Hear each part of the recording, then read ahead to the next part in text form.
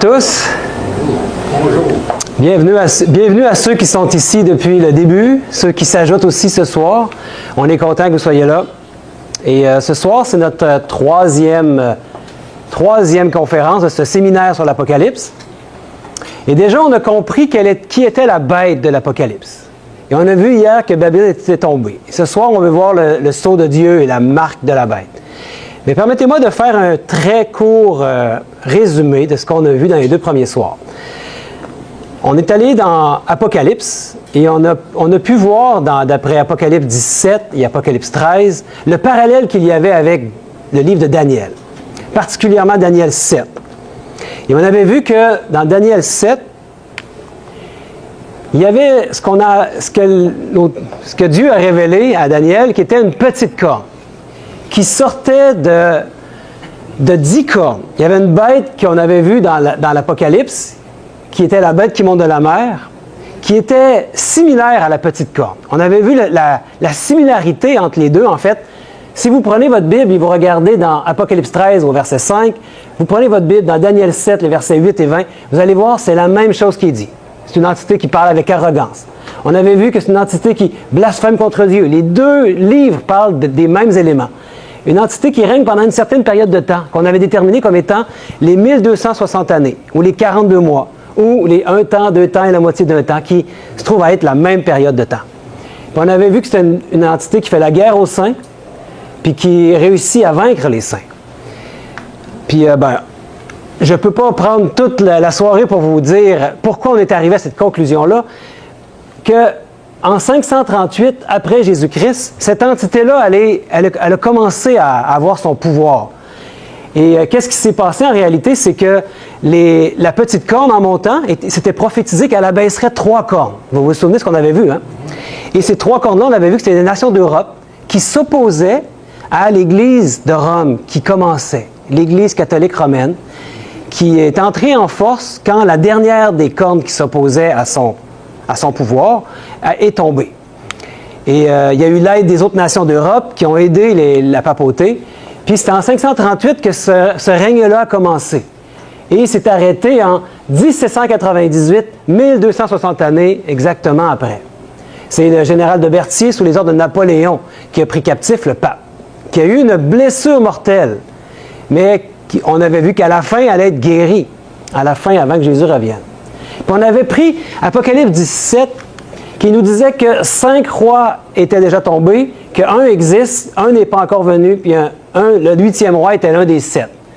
Je vous dis, pour ceux qui nous écoutent sur YouTube ou qui sont ici pour la première fois, j'admets que c'est difficile à comprendre si on n'a pas vu la première conférence.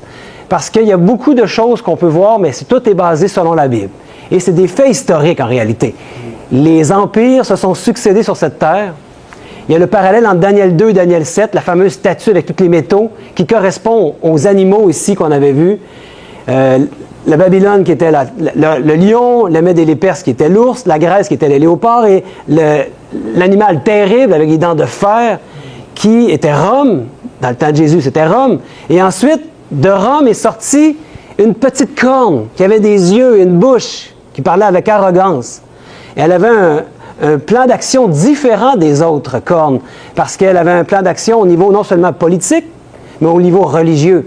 Et c'est là qu'on voit que quand il y a eu le règne de la Rome papale, c'était ce qu'on a appelé le Moyen-Âge, ou les allées sombres de l'humanité, parce qu'il y avait de la persécution qui se produisait pour ceux qui voulaient suivre Dieu selon ce qu'ils lisaient dans la Bible, et c'était le pouvoir de l'Église et de l'État. Et quand tu les mets ensemble, ça donne toujours des mauvaises choses, ça donne toujours de la persécution. Puis la prophétie de Daniel, d'Apocalypse plutôt, au chapitre 17, nous plaçait après ces événements-là, parce que c'est déjà tombé. Nous place au moment où il nous dit qu'il y a un roi qui existe. Et on a compris que les États-Unis, leur déclaration d'indépendance est en 1776, au moment où la papauté a sa blessure mortelle, ou dans les mêmes années. Et c'est différent parce qu'on avait vu qu'il y avait une bête qui montait de la terre, et c'est cette entité-là ici. Elle monte de la terre parce que la bête qui monte de la mer était La mer, on avait vu dans Apocalypse 17, verset 15, que ce sont des peuples, des nations, des foules. Donc, c'est de là que sont sortis ces animaux-là ici, de la mer, parce que c'était l'Europe, l'endroit peuplé de l'époque. Mais les États-Unis ont été formés différemment. C'est une bête qui monte de la terre d'un endroit qui était peu peuplé. On avait compris ça. Mais on avait compris qu'il y a un autre roi qui va venir après, et quand il doit venir, la Bible nous dit qu'il doit rester peu de temps. On avait vu que c'est un genre d'entité mondiale qui va faire une image à la bête. Et on va en voir un petit peu plus là-dessus ce soir et demain. Puis, en réalité, hier, on a vu Babylone qui est tombée. On avait vu que Babylone, c'était cette bête qui était Rome et qui s'est transformée en la Rome papale. A remarqué que la petite corne sort de cette bête. Donc, elle fait partie, c'est la même bête qui se transforme, qui passe d'un rôle, la Rome païenne à la Rome papale. Puis on a vu hier qu'en réalité, beaucoup du paganisme de Rome, de l'Empire romain, est entré dans la Rome papale. Ils ont christianisé beaucoup de rituels païens. Et on a vu hier 47 hérésies doctrinales de Rome, de l'Église de Rome, les catholiques. Et ce que je disais aux gens, si vous êtes catholique, moi je n'en ai pas contre les catholiques, je le redis ce soir, c'est vraiment le système papal que la Bible nous identifie comme étant un système qui est contre Dieu, qu'on peut dire même qui est antéchrist. Donc Babylone, on a vu qu'elle était tombée depuis très longtemps, mais on a vu que Babylone, elle est la mère des impudiques, elle a des filles. Donc toutes les églises aujourd'hui qui se disent chrétiennes, les églises chrétiennes, qui ont adopté certaines des hérésies, disons-le, ouais, des hérésies de Babylone, ils sont tombés eux aussi. Et qu'est-ce que c'est le message qu'on a vu dans Apocalypse 18, le message du quatrième ange qui rappelle tout le message des trois anges d'Apocalypse 14? Il nous dit, Babylone est tombée, puis il dit, sortez du milieu d'elle, mon peuple. Donc son peuple présentement est où? Il est dans Babylone. Il n'en a pas conscience encore. Il y a des choses, des pratiques des églises qui doivent être réformées. Et on a vu hier qu'on était appelés à des réparateurs de brèches. C'est ce que la Bible nous enseigne. Donc, on part de là. Voilà pour le petit résumé. Et ce soir, on veut comprendre quel est le sceau de Dieu. Une fois qu'on va avoir compris quel est le sceau de Dieu, ça va être facile de trouver quelle est la marque de la bête. La marque de Dieu, si on veut, c'est comme le sceau, la marque, on va voir que c'est équivalent, et la marque de la bête. Ça va être une révélation qu'on va avoir ce soir. Où est-ce qu'on trouve ça, cette idée-là, qu'il va y avoir une marque? Donc, la marque de la bête. La bête, c'est celle dont on a parlé mercredi soir et hier, qu'on a analysé ces hérésies. C'est l'Église romaine. Donc, c'est sa marque d'autorité. Et ici, le sceau de Dieu, ça va être l'opposition. C'est une contrefaçon, la marque. C'est ce qu'on veut comprendre. Et dans le message des trois anges, on a dit au début qu'on voulait, à la fin de ce séminaire, comprendre le message des trois anges. Et le message du deuxième ange, c'est ce qu'on a vu hier. Puis aujourd'hui, on va regarder le message du troisième ange.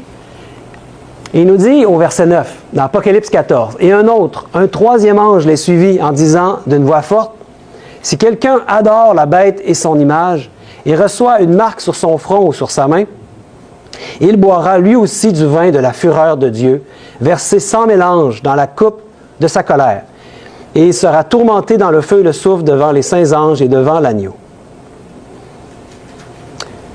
Mes amis, l'enjeu final, avant le retour de notre Seigneur et Sauveur Jésus-Christ, va porter sur cette fameuse marque de la bête.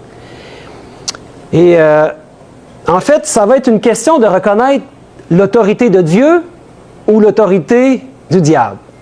C'est vraiment ça, mes amis. Et ça va être une question d'adoration. Parce que, il nous dit, si quelqu'un adore, donc on va adorer la bête et son image et on va recevoir cette marque-là. C'est une question d'adoration ce soir qu'on va regarder. Donc, ce qu'on a vu jusqu'à maintenant dans ce séminaire, c'est des avertissements solennels. Dieu veut nous avertir solennellement contre les séductions de l'ennemi. Il nous a prophétisé que l'ennemi, particulièrement à la fin, il va être comme un lion rugissant, cherchant qui va dévorer. Puis il est très actif aujourd'hui et il est au summum de son art de séduction. et il séduit toute la terre. Et il dit que même les élus seraient tentés de tomber dans ces séductions si c'était possible. Mais Dieu a une protection sur ses élus. Qu'est-ce qui nous protège? Surtout, c'est la parole de Dieu. À la loi et au témoignage, ça veut dire hein, la loi, les livres de Moïse, les témoignages des prophètes. Quand on disait la loi et le témoignage, ça voulait dire la Bible. Quand on dit à la loi et au témoignage, si on ne parle pas ainsi, il n'y aura pas d'aurore pour le peuple. Si quelqu'un se dit chrétien mais qui ne connaît pas les Saintes Écritures, qui ne lit pas les Saintes Écritures, il reste fort bien de se faire séduire, de se faire tromper par l'ennemi. Parce que la séduction va être tellement grande que nos sens vont nous tromper. Il va falloir être vraiment ancré, les 2 pieds solides dans les Saintes Écritures pour ne pas se faire tromper. Je pense que là-dessus, on est d'accord et on avance dans ce séminaire toujours en laissant les Saintes Écritures nous parler. Donc, vous savez que ce qui s'en vient devant nous, c'est une époque de détresse sans précédent. Et dans Daniel, au chapitre 12, le verset 1, on en est averti. Il est dit, en ce temps-là, se lèvera Michaël. Et on avait vu qui était Michaël. Hein? Je pense que c'est mercredi. On avait vu que Michaël, son nom voulait dire « qui est comme Dieu ». C'est ce que ça veut dire, Michaël. C'est le Fils de Dieu. C'est avant qu'il s'incarne, c'était son nom. Quand il se lève, ça veut dire que c'est la fin du temps de grâce. Il se lève, le grand chef, le défenseur des enfants de ton peuple, et ce sera une époque de détresse telle qu'il n'y en a point eu de semblable depuis que les nations existent jusqu'à cette époque. En ce temps-là, ceux de ton peuple qui seront trouvés inscrits dans le livre seront sauvés. Mais ce que j'ai mis en rouge ici nous montre que cette époque-là, ce temps-là qui est devant nous, va être une époque de détresse telle qu'il n'y en a jamais eu dans l'histoire de l'humanité. Donc, on fait bien de se préparer et de lire les Saintes Écritures pour ne pas être trompé par ce qui s'en vient. Parce que ça va être dur de ne pas être séduit et de ne pas être trompé. Je crois qu'on a déjà eu un petit avant-goût de genre de temps de détresse. Hein. Il y a quelques années, on a eu une pandémie. On a vu que c'était quand même un temps où est-ce que les nations, les gouvernements ont été durs avec leur peuple, ont eu des méthodes différentes de ce qu'on n'avait jamais vu. Hein. Il y a comme eu un prétexte, on dirait, d'un certain temps de trouble pour son peuple. En tout cas, une certaine préparation. On a vu que chaque institution vénérable qu'on pensait être à l'abri des turbulences, à la fin, va être troublée, va se trouver à être vanité, va être détruite, va être secouée en tout cas. Et là, il y a un message solennel qu'on trouve dans Apocalypse 16 qui nous dit « Et les villes des nations tombèrent, et Dieu se souvint de Babylone la grande, pour lui donner la coupe du vin de son ardente colère. Et toutes les îles s'enfuirent, et les montagnes ne furent pas retrouvées. » La colère de Dieu, ce n'est pas une simple riposte contre l'humanité rebelle. Notre Dieu est trop grand, trop sage pour cela, mais le temps de trouble à venir, c'est plutôt le résultat naturel de la manière de vivre égocentrique des humains de nos jours, n'est-ce pas? Une vie qui est souvent centrée sur soi, puis ça va être ça le résultat. Les gens sont rebelles et il va y avoir un résultat, il va y avoir une conséquence à ça. C'est pas parce que Dieu arbitrairement décide d'être en colère puis de s'en prendre aux humains. C'est les humains eux-mêmes qui vont avoir attiré la colère de Dieu. Et chacun des humains de cette terre va bientôt devoir se positionner. Il n'y a personne qui va être indépendant. Il n'y a personne qui va dire qui n'est pas dans un camp ou dans l'autre. Chacun va se positionner d'un côté ou de l'autre. Il n'y aura pas de zone grise. Aujourd'hui, il n'y a personne qui a encore reçu la marque de la bête. Elle est à venir. Il y a encore des gens aujourd'hui qui sont dans l'ignorance par rapport à ça. Mais à la fin, avant que Jésus revienne, chacun des êtres humains vivants sur cette terre va s'être positionné d'un côté ou de l'autre. Soit scellé par Dieu, par le sceau de Dieu, soit ayant pris la marque de la bête. Et c'est ce qu'on veut voir ce soir. Donc, la marque de la bête, ça se trouve être un test de fidélité pour les humains. Et ça va être, comme on l'a dit, une question d'adoration. Puis, vous savez que Daniel, c'est un livre qui est prophétique. Hein? Puis, je pense que je vous le disais hier, hein, que c'est un livre prophétique, mais même les premiers chapitres, qui souvent, on se sert de ces chapitres-là comme des histoires pour les enfants, comme par exemple la fournaise ardente, quand il y a les 3 Hébreux qui ont décidé de ne pas se prosterner devant la statue. Vous connaissez cette histoire? Et c'était un test de vie ou de mort pour Daniel. Et c'est ce qui va se produire à la fin aussi. Dieu va avoir un test de fidélité pour son peuple. Et ça se passe à l'époque de Nebuchadnezzar. On avait vu un petit peu la statue, avec les différents métaux. Puis, Daniel avait interprété le rêve de Nebuchadnezzar. Puis, il lui avait dit qu'il allait avoir une succession des empires, que lui était la tête d'or, Babylone, mais que son royaume allait avoir une fin. Et Nebuchadnezzar avait accepté, il était heureux parce qu'on lui avait révélé le rêve, puis après ça, il avait accepté l'interprétation. Mais quelque temps plus tard, l'arrogance était revenue en lui, puis il s'était dit, moi je veux pas qu'il y ait une fin à mon royaume. Fait qu'il s'était fait une statue, mais tout en or. Un peu pour défier ce qu'il avait eu comme révélation de Dieu. Il était peut-être pas encore très connaissant de Dieu, il était un peu au début de sa foi, parce qu'à la fin, il va se convertir à Dieu. C'est vraiment formidable. Et là, il va faire une statue tout en or, Nebuchadnezzar. Puis on va lire qu'est-ce qu'il dit. Daniel 3.1. Le roi Nebuchadnezzar fit une statue d'or, haute de 60 coudées et large de 6 coudées. Et il la dressa dans la vallée de Dura, dans la province de Babylone. Je ne sais pas si vous connaissez les coudées. 50 cm environ. En tout cas, ça représente 90 pieds de haut, 6 pieds de large. 27 mètres par 2 mètres. C'est énorme comme statue, en or. Et là, il avait demandé aux gens de son royaume, ils avaient fait venir de toutes les provinces, puis ils devaient se prosterner au son de la musique devant la statue et adorer la statue. Est-ce qu'on peut adorer une statue? D'après les commandements de Dieu, on ne peut pas faire ça. Et les 3 Hébreux qui étaient présents, qui étaient des personnages importants dans le royaume, parce qu'ils avaient reçu l'intendance, je crois, de Babylone. Et eux ne pouvaient pas se prosterner. Ils savaient très bien que Dieu défendait ça, leur Dieu qu'ils adoraient, notre Dieu. Et qu'est-ce qu'il avait dit, le roi? Il avait dit, « Quiconque ne se prosternera pas et n'adorera pas sera jeté à l'instant même au milieu d'une fournaise ardente. » Donc, c'était une question de vie ou de mort, le test de fidélité. C'est la même chose qui va arriver à la fin. Ici, les 3 jeunes Hébreux, tout ce qui se passe à Daniel, c'est un type de ce que vont vivre les 144 000, ceux qui vont être vivants au retour de Jésus. Et là, on comprend que c'est une question d'adoration, parce que ne se prosterner, ne pas adorer, ils ne veulent pas adorer, eux, la statue. Et ensuite, ça se poursuit au verset 17-18. « Voici, notre Dieu que nous servons peut nous délivrer de la fournaise ardente, et il nous délivrera de ta main, ô roi.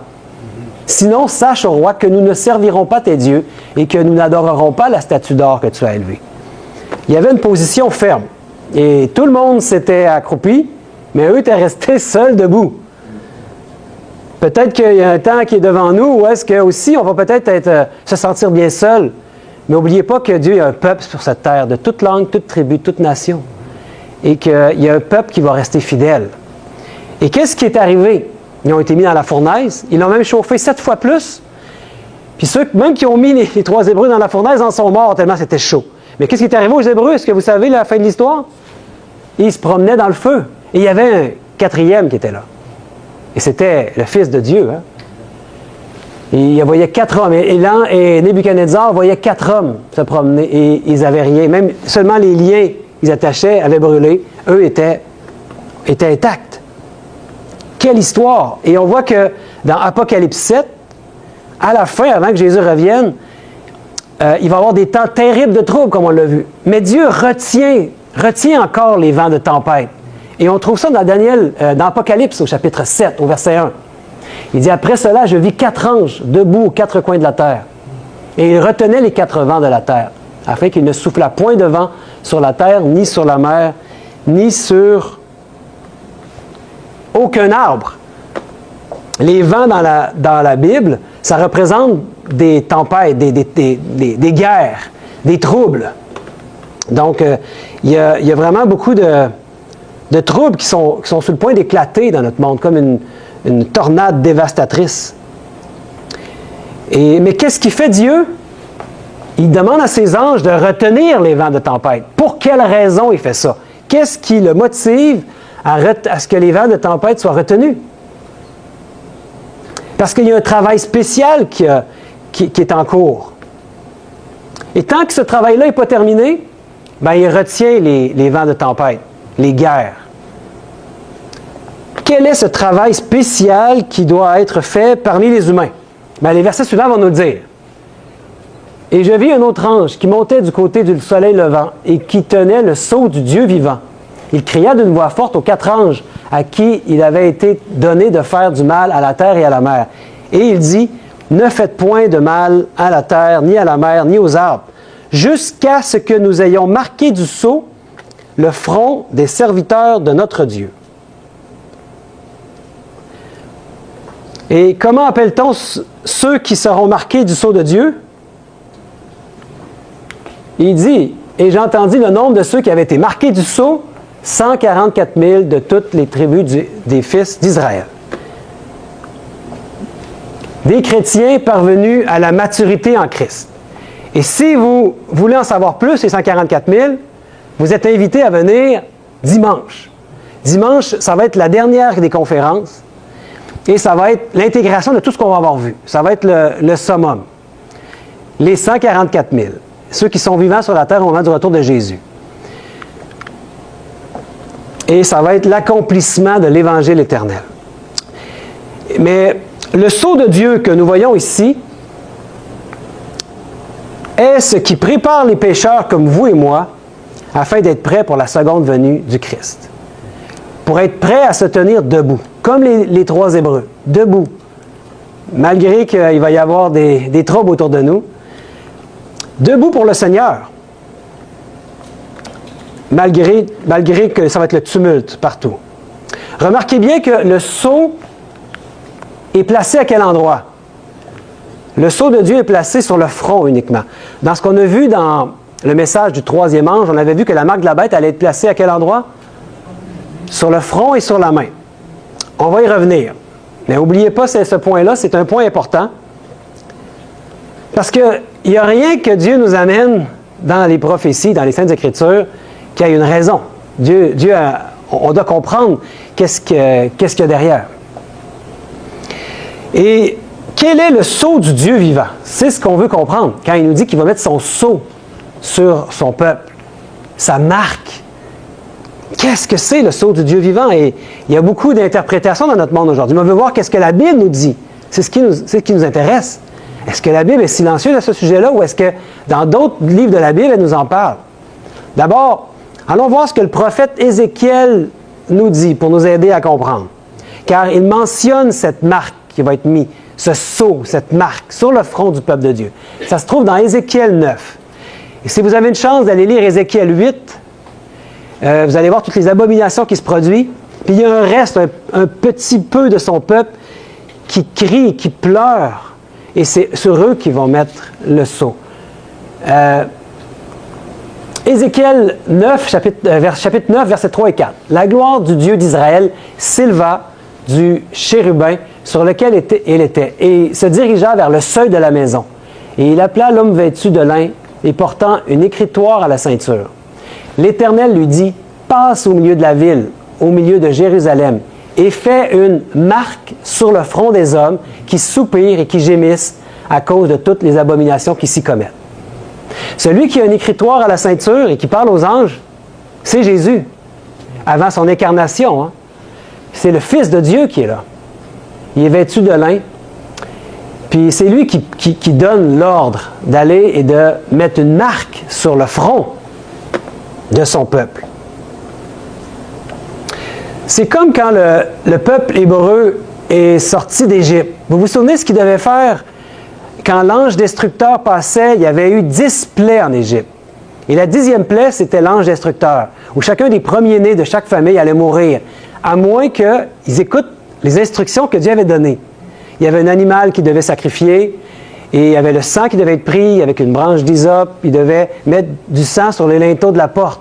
Et quand l'ange voyait le sang sur les linteaux, il passait par-dessus. Et c'est ce que ça veut dire. En anglais, on dit « Passover ». Ça veut dire passer par-dessus. C'est la Pâque. C'est la première fois qu'il y a eu la Pâque. Et ça fait penser à ça ici. Et il y avait une marque à mettre sur le front. Et là, ici, c'était la marque sur les linteaux de la porte. L'ange destructeur, avant la destruction finale, les anges destructeurs reçoivent l'ordre suivant qu'on trouve au verset 6. Il dit « Tuez, détruisez les vieillards, les jeunes hommes, les vierges, les enfants et les femmes, mais n'approchez pas de quiconque aura sur lui la marque. Et commencez par mon sanctuaire. » Ils commencèrent par les anciens qui étaient devant la maison. Donc, on dirait qu'ils ont une responsabilité plus grande, ceux qui sont les leaders spirituels du troupeau, de ce peuple, et qui n'ont pas la marque de Dieu. C'est par eux qu'il va commencer. Parce qu'eux ont une responsabilité plus grande. Ils devaient être les conducteurs du troupeau, mais ils ont été négligents, ou ils savaient la vérité, mais ils n'ont pas voulu le dire au peuple. Ils l'ont ignoré, oui, exactement. Donc, le sceau de Dieu, c'est donc la marque qui identifie son peuple. C'est ce qu'on apprend. Que veut dire cette marque que la marque sera sur le front? Vous savez, sur le front, Dieu, il connaît notre anatomie. Il sait que derrière le front, dans notre cerveau, il y a un élément très important. Le cerveau est divisé en plusieurs parties. Il y a environ 33% de notre cerveau qui est le lobe frontal. Est-ce que vous savez ce que fait le lobe frontal? C'est le siège de quoi? On dit que le lobe frontal, c'est là qu'il y a notre conscience. Parce que c'est là le siège du discernement du bien et du mal. C'est là où on prend des décisions. Le raisonnement se fait dans le lobe frontal. Donc Dieu, il veut mettre son sceau, sa marque, là où on a notre conscience, là où on réfléchit. Ça ne soit pas quelque chose d'émotif. Il y a d'autres sections du cerveau qui sont là pour l'émotivité, pour les émotions. Oui. Mais le lobe frontal, c'est là qu'on raisonne. C'est là qu'on peut prendre une décision, de discerner ce qui vient de Dieu de ce qui viendrait de l'ennemi. Dieu veut communiquer avec nous et c'est par le lobe frontal qu'il communique avec nous. Donc, il veut mettre sa loi, il veut mettre son sceau, je veux dire, sur notre front. Le siège des décisions. Et qui est la puissance qui applique le sceau? Dans Éphésiens, on le voit. N'attristez pas le Saint-Esprit de Dieu, car par cet Esprit, Dieu vous a marqué de son sceau comme sa propriété pour le jour de la délivrance finale. La délivrance finale, c'est au retour de Jésus. C'est là qu'on va recevoir la délivrance finale. Et Dieu, par son Esprit, marque ses enfants, comme si on est sa propriété. Vous savez, on est la propriété de Dieu de deux manières, hein, parce qu'il nous a créés, on lui appartient de cette manière-là, on est ses créatures, il est notre créateur, mais après, il nous a rachetés par son Fils. Donc, il nous a adoptés dans sa famille, il nous a acquis par le sang précieux de son Fils. On est sa propriété. Et c'est merveilleux d'être la propriété de Dieu. C'est pas négatif, hein? Et la puissance qui applique le sceau, ben, c'est l'Esprit de Dieu lui-même. Et Jean décrit davantage ce sceau dans Apocalypse 14. Et il dit que les 144 000 ont un nom écrit sur leur front. Dans Apocalypse 14, verset 1, c'est quand il parle des 144 000, il dit « Je regardais et voici l'agneau se tenait sur la montagne de Sion, et avec lui 144 000 personnes qui avaient son nom et le nom de son Père écrit sur leur front. » Quand il dit son nom, il parle de l'agneau. Donc, il y a deux noms sur le front, les 144 000. Et c'est le nom du Père et du Fils. Parce qu'on sait que l'agneau, c'est Jésus-Christ, qui s'est donné pour l'humanité. Très intéressant. En passant, hier, on a vu ce qui en était de la Trinité. Et, mes amis, s'il y avait vraiment une Trinité, il ne devrait pas y avoir trois noms sur le front? Ce serait injuste pour le troisième, s'il y avait un troisième Dieu. Mais on a compris qu'il y avait le Père, il y avait le Fils, puis l'Esprit, mais c'est l'Esprit de Dieu, c'est l'Esprit de Christ. Parce que Dieu est Esprit, Jésus est Esprit aussi. On peut facilement le voir dans les Saintes Écritures. Et c'est un élément très important ici à ne pas négliger. Et si c'est la première fois que vous entendez cet élément, je vous invite vraiment à étudier le sujet ou à venir me poser des questions, parce que j'ai beaucoup de matériel sur le sujet en rapport avec la Trinité. Donc, quel est l'un des noms de Dieu? Ou l'une de ses définitions? Dans 1 Jean 4, 8, on lit « Bien-aimés, aimons-nous les uns les autres, car l'amour est de Dieu, et quiconque aime est né de Dieu et connaît Dieu. Celui qui n'aime pas n'a pas connu Dieu, car Dieu est amour. » Donc, c'est de cette manière-là que Jean a défini Dieu. Il a dit amour, mais en fait, c'est le mot agapé qui est utilisé. Hein? Ce n'est pas le mot eros ou le mot philéo ou d'autres mots en grec qui veut dire amour. Non, c'est vraiment le mot agapé. Un amour inconditionnel. Un amour qui est prêt à se donner pour l'autre. Lorsque le caractère du peuple de Dieu se transformera en agapé, cet amour parfait-là qui n'est pas un amour humain, qui est un amour divin que Dieu veut mettre en nous. En fait, on peut lui demander, hein, mon Dieu, mets ton agapé en nous, ton amour agapé, cet amour inconditionnel. Il n'y a pas de condition. Dieu nous aime. Vous savez, si ici, il y a deux personnes qui rentrent en ce moment dans la salle, là, puis il y a une personne qui est le maire de la ville, mettons, puis l'autre, c'est un itinérant qui ne sent pas bon. Vers qui, naturellement, on va avoir le goût d'aller serrer la main? Soyons honnêtes. Bien, le maire, hein? On va dérouler le tapis rouge. En tout cas, je ne sais pas si vous aimez le maire, là. J'aurais peut-être prendre... Avant, je prenais le premier ministre du Canada, mais là, plus personne ne l'aimait, fait que j'avais le choix, je ne savais plus qui prendre. Mais on comprend très bien que pour Dieu, il n'y a aucune différence entre un itinérant et un président. Pour lui, c'est pareil, il les aime égales. Et Dieu veut reproduire ce genre d'amour-là dans un peuple. Et c'est ça qui va caractériser le peuple de Dieu à la fin. Cet amour parfait-là. Et alors, il va pouvoir mettre le nom de son Fils, puis son nom, le Père et le Fils, sur le front. Donc, comment est-ce que l'amour est révélé? Romains 13, 10. C'est important parce qu'on parle de l'amour. Mais l'amour, parce que dans les églises aujourd'hui, on parle beaucoup de l'amour. Puis on nous dit même, ah, l'œcuménisme, c'est correct parce qu'on est tous... On a tous Jésus comme sauveur, puis l'important, c'est de s'aimer. On l'entend partout. Mais s'aimer, sans être dans la vérité des Saintes Écritures, moi, j'y vois un problème. Parce que Dieu nous a donné ce livre-là. Il nous a donné des instructions très claires et très précises. Et on peut pas forcer une unité en raison de l'amour, mais sans être dans la vérité. Les deux vont ensemble. Et qu'est-ce qu'il dit ici? L'amour ne fait point de mal au prochain. L'amour est donc l'accomplissement de la loi. Très important ici, dans Romains 13, 10, que Paul nous dit. L'accomplissement de la loi. Si on professe avoir l'amour, mais n'accomplissons pas la loi de Dieu, nous rejetons ainsi le sceau de Dieu. Si on professe de garder les commandements de Dieu, mais ne révélons pas son amour, son agapé dans nos vies, nous refusons ainsi l'Esprit de Dieu, comme on l'a vu, qui marque de son sceau le peuple de Dieu. Ça va ensemble. En fait, savez-vous quel est le premier fruit de l'Esprit duquel découlent tous les autres? Dans Galates, Paul nous parle des fruits de l'Esprit. Hein? Vous savez quel est le premier des fruits de l'Esprit? Il y en a une liste, là. Il dit, mais le fruit de l'Esprit, c'est l'amour. Est-ce qu'il dit le fruit? Hein? Il ne dit pas les fruits. Parce que le fruit de l'Esprit, c'est l'amour. De l'amour découlent tous les autres.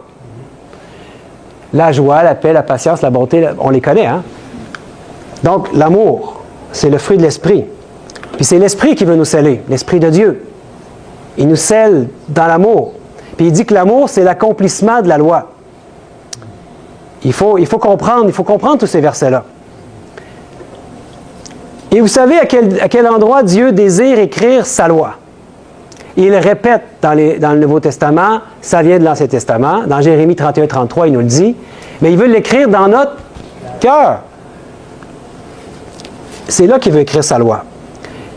Et on veut comprendre c'est quoi le sceau de Dieu, parce que là, on veut découvrir c'est quoi la marque de la bête. Donc, on va découvrir c'est quoi le sceau de Dieu. En fait, c'est le signe de l'autorité et il est associé avec les lois d'un gouvernement. En fait, un sceau, vous savez c'est quoi qu'on parle d'un sceau? On ne parle pas d'une chaudière, là.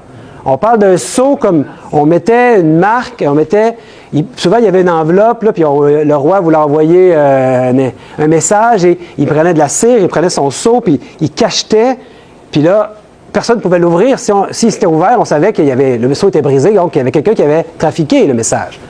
Donc, il y avait un sceau. Et les rois avaient tous un anneau, la plupart du temps, une empreinte, un sceau. C'est ça, un sceau. C'est le signe de l'autorité de ce gouvernement. Puis il est associé avec les lois d'un gouvernement. Et que nous dit le livre d'Esther au chapitre 8 sur le sceau? Ça dit, « Écrivez donc en faveur des Juifs comme il vous plaira, au nom du roi, et scellez avec l'anneau du roi, car une lettre écrite au nom du roi est scellée avec l'anneau du roi, ne peut être révoquée. » Ça, c'était dans le temps des Mèdes et des Perses. Et la reine Esther savait que si le roi Assuérus scellait un édit selon la loi perse, bien ensuite, c'était irrévocable. Elle ne pouvait pas être changée. Quand c'était scellé, c'était la loi des Perses, jamais ça pouvait être changé. Et Dieu dit par le prophète Ésaïe, « Scelle la loi parmi mes prophètes, parmi mes disciples. » Il dit, « Garde ce témoignage à l'abri, marque la loi d'un sceau parmi mes disciples. » Donc, il veut nous marquer d'un sceau, il dit « marque la loi ». De quelle loi est-ce qu'on parle ici quand il dit « marque la loi d'un sceau parmi mes disciples » dans Ésaïe? Il parle des commandements de Dieu. C'était ça la loi. Ça l'est encore, hein, la loi de Dieu, les 10 commandements. Ça veut dire qu'on devrait trouver le sceau de Dieu dans sa loi. Vous savez qu'un sceau, pour être un sceau, il doit avoir 3 composantes, pour être légal, je devrais dire. 3 composantes essentielles. Et ça, c'est vraiment très intéressant. Quelles sont ces 3 composantes? Il doit y avoir le nom du législateur, il doit avoir sa position ou son autorité, et le territoire sur lequel il règne. J'aimerais vous donner un exemple.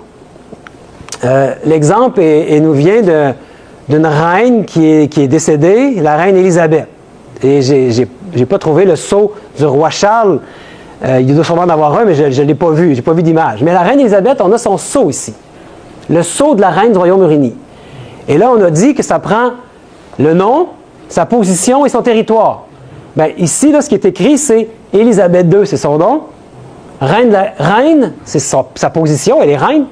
Puis son territoire, c'est la Grande-Bretagne, l'Irlande et le Commonwealth. Nous, on fait partie du Commonwealth. Hein?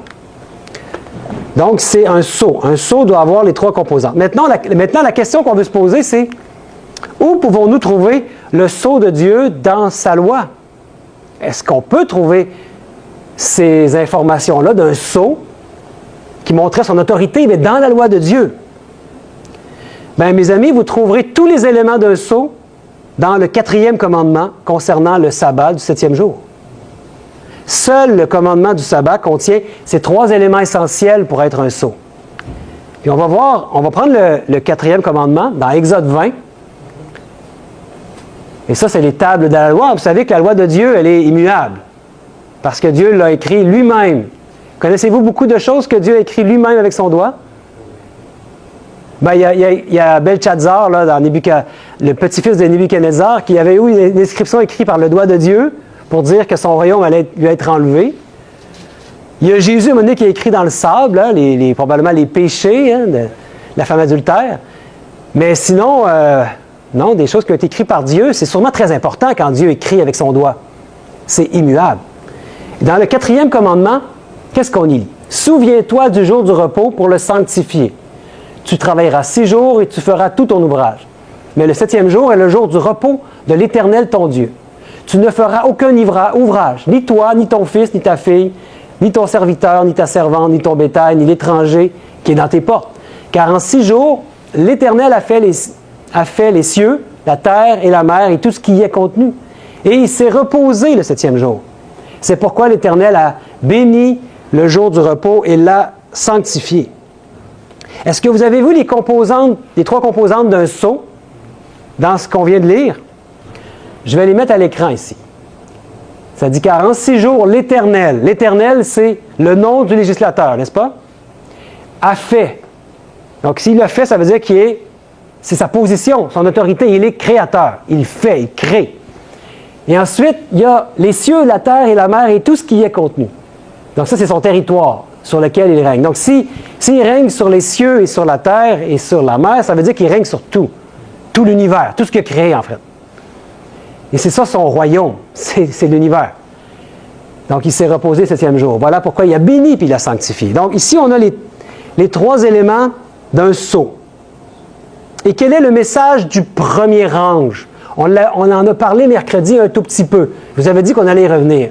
Il est très important le message du premier ange, car il dit « Craignez Dieu et donnez-lui gloire, car l'heure de son jugement est venue. » Il nous dit qu'il y a un message à donner parce que son jugement est venu. Et il nous a dit quelque chose juste après. Et on va aller le voir, ce message-là. « Je vis un autre ange qui volait par le milieu du ciel, ayant un évangile éternel pour l'annoncer aux habitants de la terre, à toute nation, à toute tribu, à toute langue et à tout peuple. Il disait d'une voix forte, « Craignez Dieu et donnez-lui gloire, car l'heure de son jugement est venue, et adorez celui qui a fait le ciel et la terre et la mer et les sources d'eau. » Est-ce que vous voyez une ressemblance avec le 4e commandement de Dieu? Où est-ce qu'on a vu qu'il y avait son sceau? Est-ce que vous voyez une similitude avec la loi de Dieu écrite sur les tables de pierre, dans le message du premier ange, qui est le message le plus solennel qui a jamais été donné à des mortels pour annoncer au monde, à toute tribu, toute langue, toute nation, tout peuple, et dire d'une voix forte? Ça veut dire que Dieu va donner une autorité à ce peuple-là, de donner un message. Et qu'est-ce que c'est qui est écrit? On voit le même principe. Je vais vous le montrer ici. Il disait d'une voix forte, « Craignez Dieu. » Dieu, le nom du législateur. « Et donnez-lui gloire, car l'heure de son jugement est venue. Et adorez celui qui a fait, c'est sa position, son autorité comme créateur. » Puis il nous dit quel est son territoire, le ciel, la terre, la mer et les sources d'eau. Le territoire sur lequel il règne. Pensez-vous que c'était un hasard que dans le message, les messages les plus solennels qu'on a donnés à l'humanité, il y a le sceau de Dieu qui nous rapporte au 4e commandement? Il n'y a pas de hasard, mes amis. Dieu, il sait ce qu'il fait. Il nous a mis ça dans les Saintes Écritures parce qu'il y avait quelque chose à nous dire.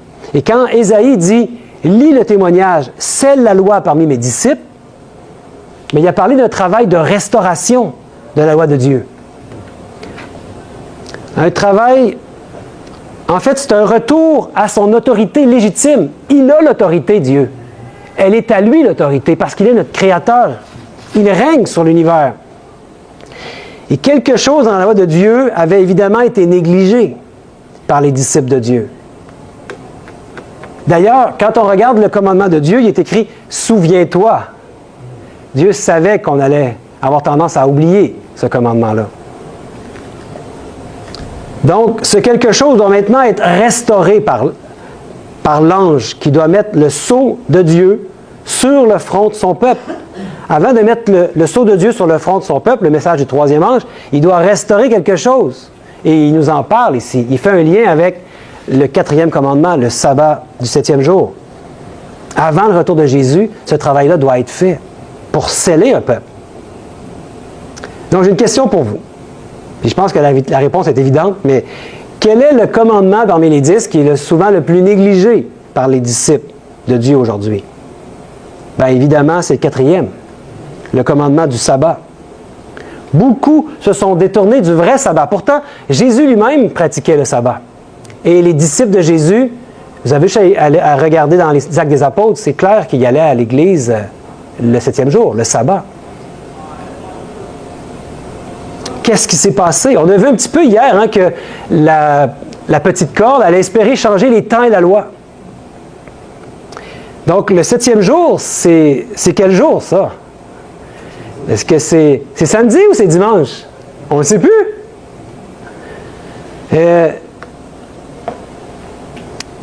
Beaucoup ont accepté un jour de repos qui a été commandé et amené et changé par l'Église catholique romaine, qu'on a défini comme étant la bête qui monte de la mer ou la petite corne. Et mes amis, c'est évident aujourd'hui, quand on regarde les calendriers, bien qu'il y ait des calendriers qui ont été changés, mais que le premier jour de la semaine, c'est le dimanche. On le sait, ça. Et le samedi, c'est le 7e jour. Ça n'a pas changé. Il y a des calendriers aujourd'hui qui mettent comme... Parce qu'on a comme dans l'idée qu'on travaille 5 jours, après ça, c'est la fin de semaine, donc dimanche serait comme le 7e. Il y a comme un courant pour essayer de changer ça, mais Moi, à mon travail, à l'époque, avant que je prenne ma retraite, je travaillais, il y avait le service de la paye. Et c'était clair dans le logiciel qu'on avait que la semaine de paye était toujours du dimanche au samedi. Samedi étant le 7e jour de la semaine. Au niveau légal, c'est comme ça, mes amis. On ne peut pas rien y faire. Même si on essaye de dire que le dimanche, c'est le 7e jour, c'est juste pas le cas. Le 7e jour, c'est le samedi, qu'on appelle le sabbat. Et l'Éternel nous dit qu'il sanctifie son peuple à travers de la bonne observance du sabbat. C'est ce qu'on a vu. Et il dit, parle aux enfants d'Israël et dis-leur, vous ne manquerez pas d'observer mes sabbats, car ce sera entre moi et vous, et parmi vos descendants, un signe auquel on connaîtra que je suis l'Éternel qui vous sanctifie. C'est certainement un signe de nos jours aujourd'hui, parce qu'il y en a très peu qui font le véritable jour de repos, le sabbat. C'est un signe aujourd'hui. Moi, je me rappelle quand j'étais là où je demeurais avant, puis le samedi, on partait pour aller à l'église, puis on s'habillait du mieux qu'on pouvait avec un veston, une cravate, comme quand on va à l'église. Hein? Mais les gens, eux, c'est leur plus grosse journée de la semaine, puis ils font de la tondeuse, puis ils font plein de travail, puis là, ils se demandaient, mais est-ce qu'il va à un mariage? Puis là, toutes les semaines, on allait à un mariage, ça ne marche pas. Fait que, oui, c'est certainement un signe distinctif dans le monde aujourd'hui. C'est un signe. Le peuple hébreu était les seuls qui pratiquaient ce signe-là. Tous les peuples païens autour, c'était d'autres rituels d'adoration, mais eux avaient ce signe-là que Dieu leur avait donné. Puis, c'est en observant le sabbat que le peuple de Dieu vient à être reconnu pour servir l'Éternel. Il dit, sanctifiez mes sabbats, qu'ils soient entre vous et moi un signe auquel on connaisse que je suis l'Éternel, votre Dieu. Ce signe-là est encore valide aujourd'hui, parce que la loi de Dieu est encore valide. D'ailleurs, Jésus est venu pour accomplir la loi. Si la loi était plus valide, pourquoi Jésus serait venu pour l'accomplir parfaitement dans sa vie? Et maintenant, on veut qu'il habite en nous. Si Jésus habite en nous, qu'est-ce qu'il va faire? Il va faire sa loi en nous. Il ne va pas faire autre chose que ça. Puis il va nous montrer s'il y a un problème. Il va nous convaincre. Donc, certainement que le respect du vrai sabbat est un signe distinctif d'une personne aujourd'hui par rapport à la majorité, très certainement. Moi, j'ai entendu des gens qui me disaient, Sébastien, tu vas à l'église le sabbat, le 7e jour, tu vois bien que ça se peut pas. Là. La majorité vont à l'église le dimanche. Ils ne peuvent pas tout être dans l'erreur. Mais quand on apprend que Dieu, on avait vu dans Apocalypse 12, que Dieu se prépare un reste de sa postérité. Donc, ça n'a jamais été un gros groupe, le peuple de Dieu. Ça a toujours été un petit reste qui garde les commandements de Dieu, qui ont la foi de Jésus. On va le voir un peu plus tard. Donc, même en ce soi-disant âge chrétien, l'une des choses les plus hors de l'ordinaire ou distinctives qu'une personne puisse faire est d'observer le vrai sabbat du Seigneur, le 7e jour. Donc, le monde entier, chrétien et païen, utilise régulièrement le vrai sabbat comme la plus grosse journée de travail ou d'activité de la semaine. C'est là qu'on fait notre rattrapage de toute la semaine. Et la plupart vont plutôt observer le premier jour de la semaine. Et je le disais, je pense hier, c'est quelque chose qui est inconscient pour la plupart. Il n'y en a pas conscience. C'est quelque chose qui... Dans la Bible, on nous parle de péchés conscients et inconscients. Des péchés qui sont pas encore révélés. Dieu va nous le révéler, par contre. Et ce soir, je pense qu'il veut nous le révéler. Et cette particularité même de l'observation du 7e jour est une évidence qu'il s'agit bien du sceau du Dieu vivant. Parce qu'il y a eu l'influence du paganisme et de la papauté qui a joué jusque dans la loi de Dieu. Et ça ne devrait pas nous surprendre quand on lit Daniel 7,25, qui va espérer changer les tailles de la loi. Il peut juste espérer parce qu'on ne peut pas changer la loi de Dieu. Elle est immuable.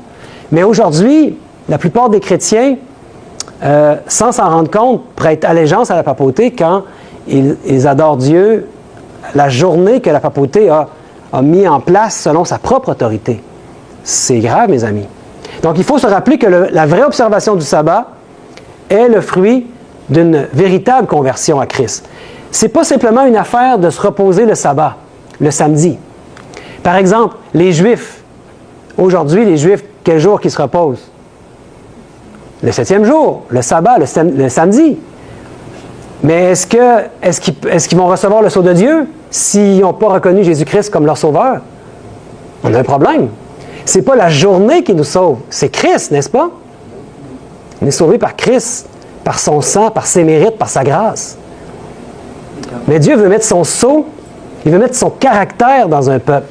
Et il veut que l'Esprit de Christ puisse vivre dans ce peuple-là. Et si Christ vit dans un peuple, Paul il dit, j'ai été crucifié avec Christ. Et si je vis, ce n'est plus moi qui vis, c'est Christ qui vit en moi. Si Christ vit en nous, il va faire sa loi en nous. Il va nous amener à faire sa loi. Et donc, pour recevoir le sceau de Dieu, grâce à une véritable observation du sabbat, il s'agit de recevoir l'œuvre de l'Esprit du Christ dans le cœur. En fait, il s'agit d'un repos du péché et du moi. On va en parler un peu plus dans quelques instants. Mais lisons Hébreux 4. Il nous est dit, il y a donc un repos de sabbat réservé au peuple de Dieu.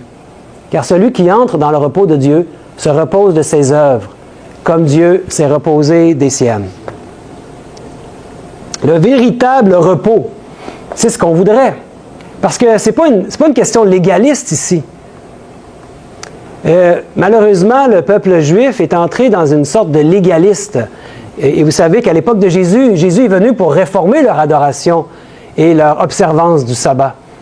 Parce que Jésus a même fait des miracles le jour du sabbat pour leur montrer qu'on pouvait faire du bien quand c'était le jour du sabbat. Eux en étaient venus qu'à se mettre tellement de règles, je pense qu'il y avait plus que 600 règles qui entouraient la bonne observation du sabbat. Comme par exemple, ils ne pouvaient pas faire plus que tant de pas dans une journée ou porter plus que tant de kilos. Ils s'étaient mis une foule de règles que ça devenait presque impossible de faire le sabbat parfaitement parce que c'était tellement contraignant. Ils étaient entrés dans une forme de légaliste, comme si en faisant la loi, puis en ajoutant tellement de fardeaux que c'est comme ça qu'on allait être sauvés. Mais c'est pas comme ça que ça fonctionne. Hein? Jésus est venu pour nous affranchir de toutes ces choses-là, puis nous montrer la vraie bonne observation du sabbat, qui est un rendez-vous d'amour avec notre Créateur. En fait, la véritable observation, le véritable repos, c'est dans les œuvres parfaites de Dieu que ça se trouve. Il s'agit en fait de l'accomplissement de la loi de Dieu en nous. Il veut l'accomplir en nous parce qu'il dit « L'amour est donc l'accomplissement de la loi ». La victoire sur le péché qu'il veut nous donner ne peut se produire que par l'œuvre de l'Esprit de Christ dans le cœur. Le repos du péché et du moi. Le moi, en fait, c'est l'ego. Hein? L'ego doit mourir. Et Christ, c'est lui qui doit vivre en nous. L'ego, c'est comme le côté charnel qu'on veut mourir à notre côté charnel, puis on veut être spirituel, fonctionner avec l'Esprit de Dieu qui nous guide, non pas être guidé par notre chair, être mu par notre chair. Donc le travail de l'ange qui doit sceller le peuple de Dieu, c'est sûrement le travail le plus important qui a lieu dans le monde aujourd'hui. C'est ce que Dieu est en train de faire. Il est en train de sceller un peuple. Puis cette tâche doit se poursuivre jusqu'à ce que dans chaque tribu, chaque nation, chaque peuple, les vrais disciples de Dieu soient scellés de son sceau. Aucune puissance sur terre ne peut empêcher la réalisation de ce travail. C'est pour cette raison que les 4 anges continuent à retenir les 4 vents de guerre et de tempête sur notre monde. Parce qu'il attend encore son peuple. Son peuple n'est pas encore prêt à être scellé. Il y en a qui font partie de son peuple qui n'ont pas encore cette vérité. Qui va illuminer toute la terre avec une grande autorité, beaucoup de lumière et une grande puissance, qui nous est dit dans Apocalypse 18. Donc, ils retiennent, les quatre anges ont ordre de Dieu de retenir encore les vents pour que le travail de l'Évangile puisse aller de l'avant. Mais seulement encore pour un peu de temps. On voit qu'il y a des signes qui nous montrent qu'on est proche d'un accomplissement final de toutes ces prophéties. Bientôt viendra ce temps de détresse tel qu'il n'y en a jamais eu depuis que les nations existent. Donc, c'est maintenant pour nous de recevoir le sceau de Dieu. Le véritable repos du sabbat n'est pas seulement le 7e jour de la semaine, samedi, mais il s'agit d'un repos dans les œuvres de Dieu. En fait, les œuvres de Dieu sont parfaites, sont complètes, on n'a rien à y ajouter. Prenez Adam, quand il est sorti des mains de son Créateur, il était tout neuf. Hein, il sentait encore le magasin, comme on dit. Il venait d'être créé au 6e jour, et déjà le 7e jour, c'était un jour de repos. Et il a été créé à la fin du 6e jour. Donc, est-ce qu'il avait besoin de se reposer? Il était fatigué? Sûrement pas, hein? Et sa première journée à Adam a été ce rendez-vous spécial avec son Créateur. Et là, tout ce qu'il y avait à faire, c'était d'entrer dans les œuvres parfaites de Dieu. Dieu avait créé toute cette terre merveilleuse pour lui. Est-ce que Adam aurait pu dire « Hey, mon Dieu, c'est beau ce que tu as fait, là, mais là, les fleurs là-bas, là, c'est pas cette couleur-là que je les aurais faites. Moi, il aurait été plus beau une autre couleur. » Non, tout ce qu'il avait envie de dire, c'était « C'est parfait, tout est parfait. » Et c'est ça le sabbat. C'est d'entrer dans les œuvres totalement accomplies en Jésus-Christ. Parfaites, rien à y redire. Il s'agit en fait d'un changement de caractère. Puis de laisser Jésus accomplir parfaitement sa loi en nous. Il veut l'accomplir en nous. Et non selon la lettre du 4e commandement, mais selon l'esprit de la loi. Est-ce qu'on a besoin de lire les 10 commandements pour savoir comment agir, ou est-ce qu'on le sait en nous? Il y a quelque chose dans notre conscience où est-ce que Dieu l'a mis dans notre cœur. Le cœur, ça veut dire dans notre conscience, dans notre esprit. On la connaît, la loi de Dieu. Puis, il y a un des commandements qui est... Tu sais, les autres, là, de ne pas tuer, de ne pas voler, c'est des promesses qu'il nous fait. Il dit, je promets que tu n'auras plus le goût de tuer. Je promets que tu n'auras plus le goût de voler. Puis, dans tuer, ça veut dire aussi de ne même pas vouloir haïr son voisin. C'est aller jusque-là, hein, l'esprit de la loi. Puis, le 4e commandement est différent des autres. Pourquoi une journée plus que l'autre? C'est parce que c'est son signe d'autorité. On reconnaît son autorité. Alors que l'ennemi, lui, a fait une contrefaçon. On va le voir. Puis par son autorité, il a changé un commandement de Dieu. On ne peut pas faire ça, changer un commandement de Dieu, mais ils l'ont fait. Donc, le sabbat, c'est pas une question, c'est pas à faire de manière légaliste pour être sauvé. Non, c'est pas ça le sceau de Dieu. C'est son amour qui met en nous. Il nous change notre caractère. Il veut écrire sa loi dans notre cœur. C'est très différent. Et vous savez qu'à l'époque de Jésus, on avait compris que Jean-Baptiste était l'Élie qui devait venir. Il y avait l'esprit d'Élie en lui. Ça veut dire qu'il était celui qui devait annoncer la venue de Jésus. Il devait préparer le terrain, aplanir le terrain, les sentiers pour la venue du Messie. Puis il nous est prophétisé qu'à la fin, avant que Jésus revienne, il y a l'Élie des derniers jours qui doit venir aussi. Mais c'est son peuple. Nous sommes appelés à faire partie de cette proclamation du message, d'être comme des Jean-Baptiste pour préparer la deuxième venue de Jésus sur cette terre, dans toute sa puissance de réconciliation, l'Élie des derniers jours. Puis il y aura bientôt un peuple de toute nation qui s'agenouilleront ensemble devant la croix du Fils de Dieu, puis qui vont avoir perçu toute la signification de ce qu'il a fait pour nous. Puis ils vont apprécier toute la profondeur de son amour, son agapé. Malheureusement, cette proclamation spéciale ne va pas être couronnée d'un succès à 100%. Il va y avoir la bataille d'Armageddon. Et il va y avoir deux mouvements qui vont se développer. D'une part, une réconciliation des cœurs humains entre eux et avec le Père Céleste. Et en même temps, d'autre part, il va y avoir l'exacerbation de l'hostilité entre l'homme et Dieu. Et Romains 8 nous dit, versets 5 à 8, « Car ceux en effet qui vivent selon la chair s'affectionnent aux choses de la chair, tandis que ceux qui vivent selon l'esprit s'affectionnent aux choses de l'esprit. Et l'affection de la chair, c'est la mort, tandis que l'affection de l'esprit, c'est la vie et la paix.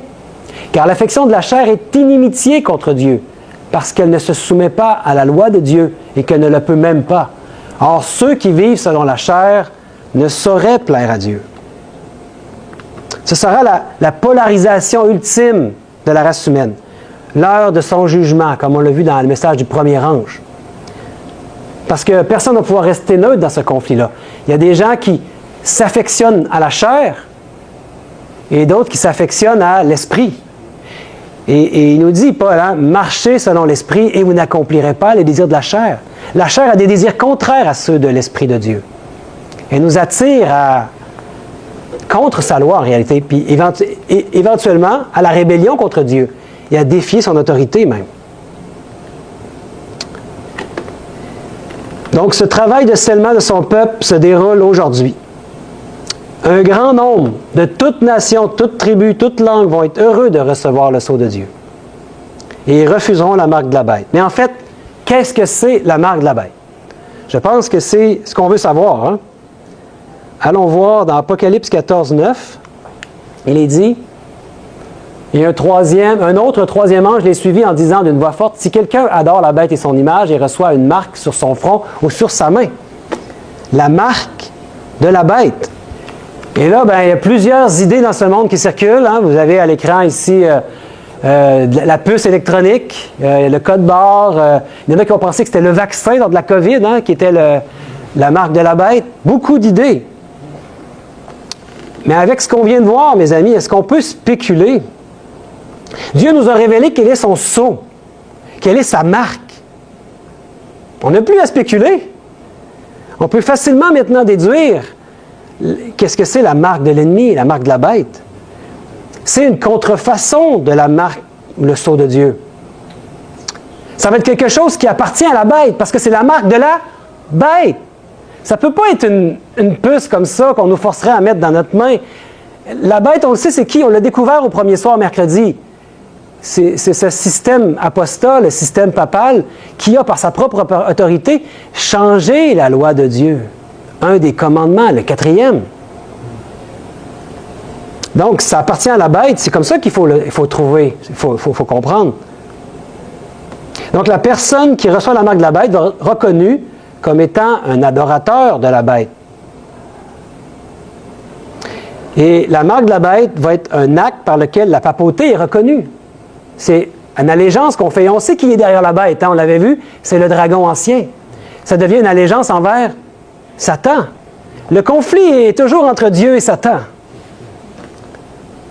Puis Daniel, au chapitre 7, nous l'avait dit, hein, je vous l'ai dit tantôt, il va espérer changer les temps et la loi. Ça, c'est la petite corne. Qu'est-ce qui a rapport avec les temps dans sa loi? Bien, c'est le 4e commandement. On avait été avertis d'avance. Quel est le signe d'autorité de la papauté? Bien, l'adoration du dimanche est clairement un signe d'allégeance à l'autorité papale. Puisque l'Église catholique n'a jamais caché que le jour du repos du 7e jour des 10 commandements, ils n'ont pas caché que ça a été changé par leur propre autorité. Et ici, j'ai pour preuve le catéchisme. Hein? Avant de voir des preuves, ça c'est le catéchisme, les 10 commandements de Dieu, et on voit qu'ils ont changé un commandement. Le 4e, ils ont enlevé un commandement qui dit de ne pas adorer des statues, des images taillées, puis, parce que dans leur église, ils en ont. Donc, ça faisait leur affaire, ils l'ont enlevé. Ils ont remplacé, ils ont fait monter le 4e, il est devenu le 3e. Les dimanches, tu garderas. C'est pas ce qu'on a lu dans la Bible tantôt. Hein? Je ne sais pas dans votre Bible comment c'est écrit, mais c'est sûrement écrit comme dans la mienne. Et nous, ceux qui se disent protestants, je pense qu'ils ont oublié de se rappeler qu'ils protestent contre qui ou contre quoi. Parce que la papauté ne se cache pas. Ils ont, par leur propre autorité, changé la loi de Dieu. Et ils ont changé aussi, ils ont remplacé, parce qu'ils ont enlevé un commandement, il fallait qu'il y en scinde un en deux, en tout cas. En fait, l'adoration du dimanche n'est rien d'autre que la fausse adoration païenne du Dieu soleil. On l'a vu un petit peu hier. Hein? En anglais, on le sait, c'est quoi que ça dit? Hein? Sunday. C'est le jour du soleil. Et on avait vu hier cet objet, l'ostensatoire, qui est vraiment la forme du soleil. On mettait l'hostie qui représente comme le soleil. L'Église catholique ne se cache pas dans son adoration du soleil. C'est dans le visage, c'est public. Et c'est les mêmes, c'est rituel païen, en fait, qui est entré dans l'Église. On a christianisé ce rituel païen d'adoration du soleil. Et l'adoration du soleil se faisait quel jour? Le jour du soleil, le dimanche, le Sunday. Je pense que tout prend son sens quand on regarde ça. Et on voit que le prêtre, quand il met l'hostie en l'air comme ça, hein, l'hostie c'est rond, c'est ce qui fait, c'est ce qu'il y avait partout dans les peuples. Il y avait le rond par-dessus sur la tête des Égyptiens, là, des hiéroglyphes, et c'est toujours ce moyen-là qui est utilisé. Et qu'est-ce qu'il dit dans le catéchisme ici? Il est dit, nous célébrons dimanche au lieu de samedi parce que l'Église catholique a transféré la sacralité du samedi au dimanche au concile de Laodicée en l'an 364 après Jésus-Christ. Pour quelqu'un qui est catholique puis qui croit que la tradition des pères de l'Église est aussi importante, comme on l'a vu hier, que la Bible, ben, il dit, ben, c'est correct, les pères de l'Église avaient le droit de changer un commandement de Dieu parce qu'ils représentent Dieu sur cette terre. Même le pape se dit Dieu sur cette terre. Donc, mais quand on met notre confiance en Dieu et au sein des Écritures, on voit bien que ça ne balance pas. La tradition des hommes n'a pas sa place. Et un autre passage ici de notre visiteur du dimanche hebdomadaire catholique, ça a été écrit en 1950, dit quelque chose de très intéressant. Il dit, mais l'esprit protestant, donc ceux qui sont protestants, ne semblent pas se rendre compte qu'en observant le dimanche, ils acceptent l'autorité du porte-parole de l'Église, le pape. Parce que c'est par son autorité qu'ils ont changé le commandement de Dieu. Donc, ils prêtent allégeance au pape, même si ils devraient, s'ils sont protestants, réaliser cette chose-là. Mais pourquoi la marque de la bête va être sur la main ou sur le front? Pourquoi on avait vu que le sceau de Dieu était seulement sur le front, mais que la marque, elle est à deux endroits? Intéressant, hein? Le sceau sera donné aux vrais adorateurs de Dieu, tandis que la marque est donnée aux adorateurs de la bête. Le sceau est donné seulement sur le front, indiquant un choix précis de la pensée pour adorer Dieu tel qu'il le demande. Donc, le front représente, je vous l'ai dit, le lobe frontal, c'est la conscience, c'est l'endroit où on décide. On ne fait pas quelque chose pour suivre les autres ou pour ne pas être persécuté. C'est un choix conscient, on l'a décidé. C'est ça que représente le front. Et la marque, en revanche, est donnée, elle, sur le front ou sur la main, voulant dire que les gens peuvent adorer la bête de deux manières. Soit dans leur esprit, parce qu'ils sont d'accord avec elle, pensant qu'ils adorent vraiment Dieu, ou soit ils ne sont pas d'accord, mais ils vont accepter de le faire, ce que la bête demande, parce qu'ils ont peur des conséquences. Et il y a des conséquences graves de leur opposition, hein, vous savez, telles que l'impossibilité d'acheter ni vendre, nous dit le texte, et aussi la mort éventuellement. Ils vont vouloir mettre à mort ceux qui s'opposent et qui ne veulent pas prendre la marque de la bête. Donc, soit le front, c'est quelque chose de conscient, ou soit la main par convenance. Et on a juste à penser justement à la COVID quand il y a eu le vaccin. Hein. Si on voulait continuer à aller au restaurant, ça nous prenait une passe vaccinale, là, oui. Non, il y a des gens qui... Puis là, moi, je ne vais pas mettre un jugement par rapport à ça. Là. Chacun était libre de prendre ses décisions. Mais il y avait clairement un choix, soit que tu ne voulais pas le faire dans ta conscience, mais que tu le faisais quand même parce que tu voulais continuer à avoir des privilèges. C'est un peu la même chose qui va arriver à la fin.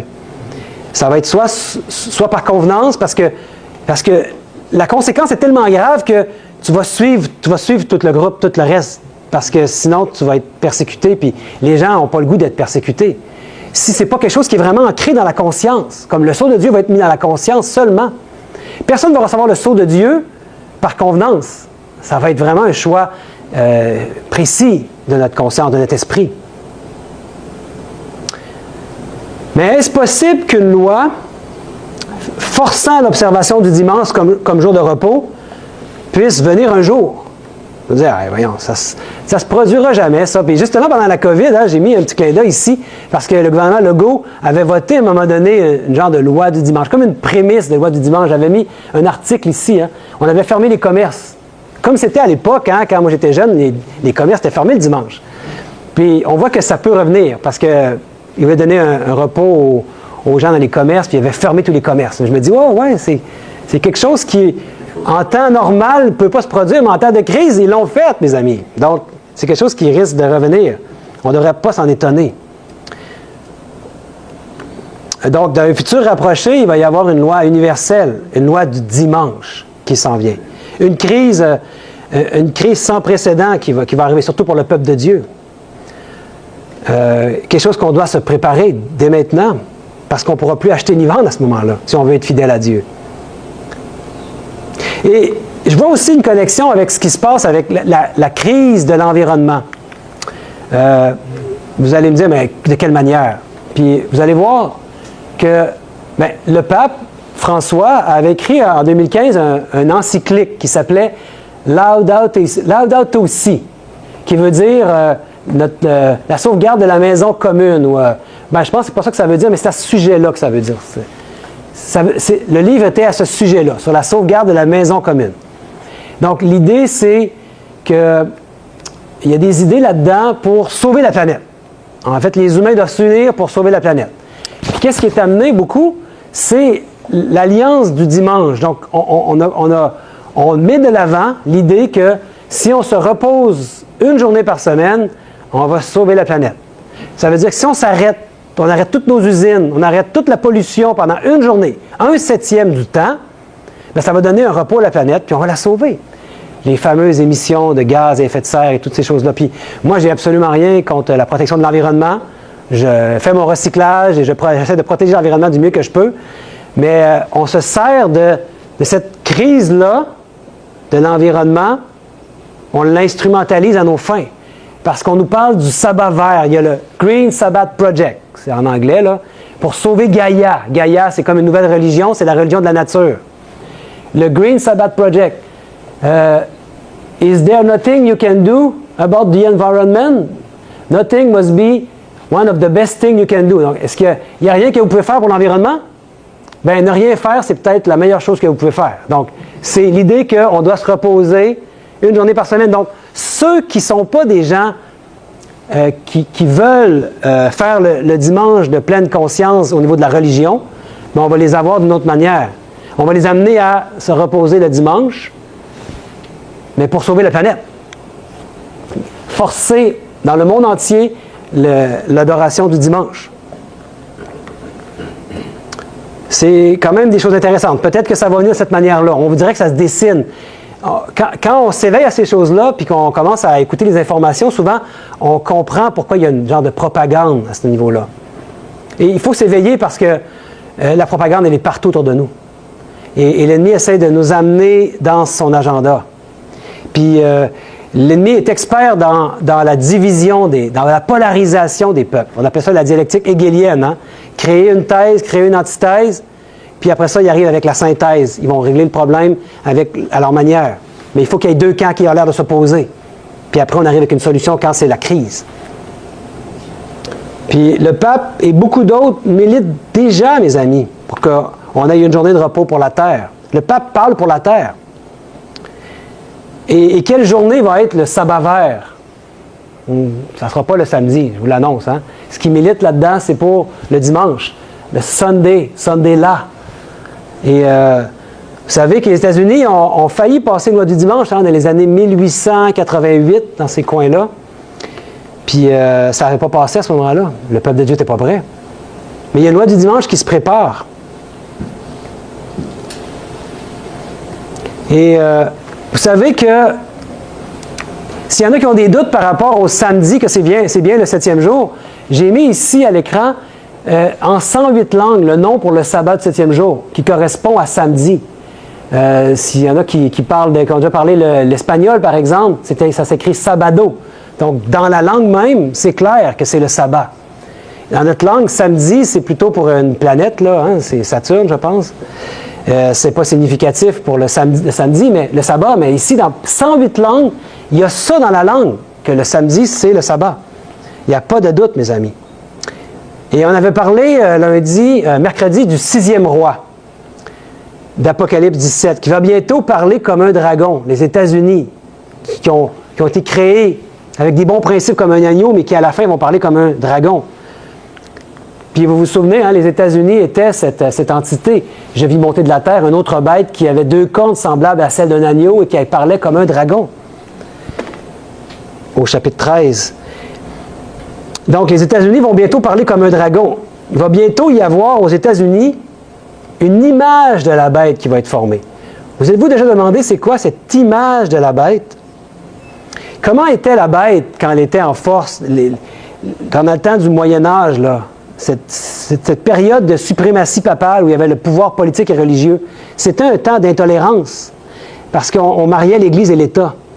Donc, c'est ce même genre d'union de l'Église et de l'État qui s'en vient aux États-Unis.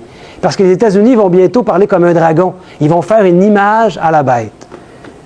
Et on le voit ici, hein, dans le verset suivant. « Et elle séduisait les habitants de la terre par les prodiges qui lui étaient donnés d'opérer en présence de la bête, disant aux habitants de la terre de faire une image à la bête, qui avait la blessure de l'épée qui vivait. » C'est la papauté. On avait vu que c'était le 5e roi qui va revenir comme étant le 8e. Et il lui fut donné d'animer l'image de la bête, de l'animer, afin que l'image de la bête parlât. De quelle manière est-ce qu'une nation parle? Par ses lois, par ses décrets. Et qu'elle fit que tous ceux qui n'adoraient pas l'image de la bête fussent tués. Donc, si on veut prendre, on veut pas prendre la loi du dimanche, si on veut avoir une autre journée d'adoration, il nous est prophétisé qu'il va y avoir des lois qui vont être créées et que ça va être une sentence de mort. Faites-vous-en pas, hein? Dieu protège son peuple. Mais peut-être que vous êtes au courant du projet 2025, ou en anglais on dit 2025, le projet 2025 aux États-Unis. J'aimerais vous parler un petit peu brièvement de ça, parce que ce projet-là, ça a été écrit par la Fondation Héritage aux États-Unis avant les élections américaines qui ont eu lieu en 2024, où il y avait Trump et Harris. Et ce projet-là, c'est un livre avec toutes sortes de lois à plein de sujets déjà écrites. Donc, c'était le projet que si un président républicain était élu, bien, qu'il allait suivre cet agenda-là, de mettre en place ces lois-là. Les lois étaient déjà écrites. Et le projet 2025, c'était pour la transition présidentielle. Et quand Donald Trump a été élu finalement, ils ont commencé à mettre en place ces lois-là. Et il y a une des lois qui a été écrite, préécrite, en rapport avec justement l'adoration de dimanche. Donc, on se dit, ça c'est quelque chose qui va arriver bien plus tard, et c'est même pas on n'en parle pas au Canada, mais aux États-Unis on en parle, et c'est même dans le projet 2025. Je vais vous mettre à l'écran ici, c'est quoi que ça dit dans le livre. Et c'est en anglais, mais la partie intéressante ici, je l'ai mis ici en plus gros. Et c'est un certain Jonathan Berry qui a écrit ces lois-là. C'est intéressant, retenez ce nom-là. Ici, c'est écrit « Le Congrès devrait encourager le repos communautaire en modifiant la loi sur les travaux agricoles pour exiger que les travailleurs soient payés 1 fois et demie pour les heures travaillées le jour du sabbat, ce jour étant par défaut le dimanche. » Donc, ce qu'ils appellent le sabbat, eux, ils appellent ça le sabbat pour les chrétiens. Et ils disent que le sabbat du 7e jour, c'est le sabbat pour les Juifs. Mais il n'y a rien de tel, mes amis. Le sabbat, c'est le 7e jour. Mais eux l'appellent le sabbat, mais ils disent que c'est, par défaut, le dimanche. Se disant être une terre chrétienne et que c'est le dimanche. Donc, ce n'est plus seulement qu'un projet. C'est le début d'une loi du dimanche. On commence. Hein? Quand on commence à mettre des lois comme ça, il y en a une autre qui va suivre et ça va devenir de plus en plus, ça va se durcir de plus en plus. C'est toujours comme ça. Quand Trump est arrivé à la présidence, lui qui s'était pourtant dissocié de ça pour être élu, mais c'est drôle, il est en train d'appliquer toutes ces lois-là. Vous savez qu'au début de sa présidence, Trump a mis en place énormément, il a fait beaucoup de décrets présidentiels, sans passer par le Congrès. Il a émis des décrets par sa propre autorité et il a passé beaucoup de lois. En fait, le projet 2025, qui contient, je pense, sous toute réserve, là, plus de 600 lois, ou je pense que c'est 300 plutôt. Je pense que je ne l'ai pas mis à l'écran. Oui, ici. Il y en a déjà, il y a 319. L'objectif, c'est de passer 319 lois ou décrets. Il y en a déjà 48% qui sont accomplis.